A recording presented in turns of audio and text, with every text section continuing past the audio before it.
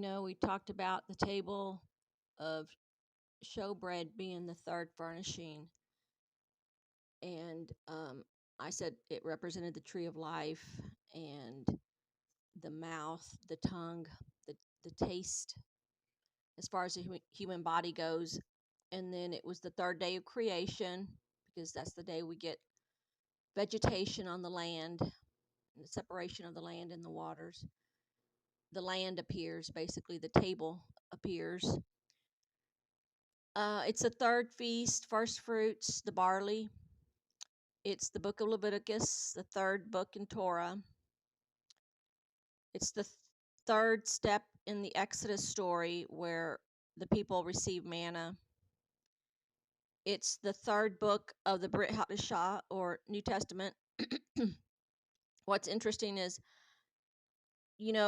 in Luke, gives the account of Yeshua's birth, and 3 times the word manger is used in the book of Luke. Not the other gospels, but it's the gospel of Luke, because this is the table. This is the food.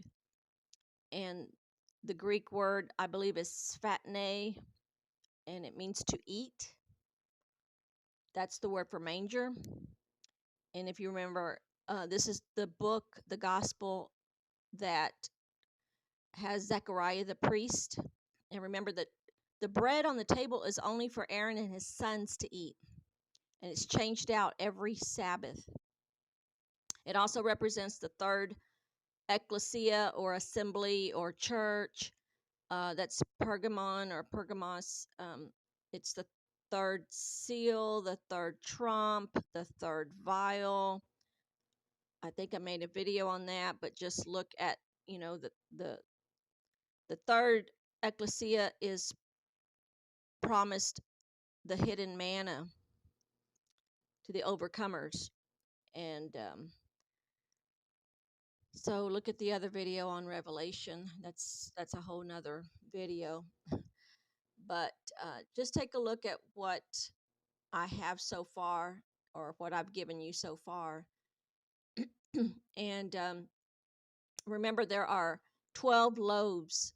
It represents the firstborn of Israel, or Israel, who is the firstborn. And in my mind, when the children were leaving Egypt, who were the forerunners? Who were the ones ahead of all the rest? The ones that were lagging behind were probably the elderly and pregnant women or mothers, da da da.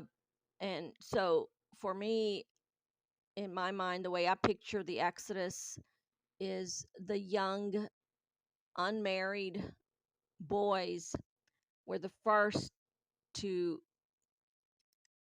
get onto the other side of the Red Sea as they were crossing. I believe they were carrying things, and they were the first ones basically inside the tent, or the wilderness, away from Pharaoh and the sea.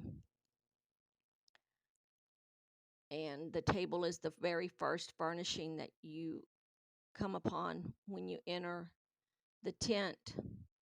It stands opposite the menorah, and we'll talk about the menorah specifically.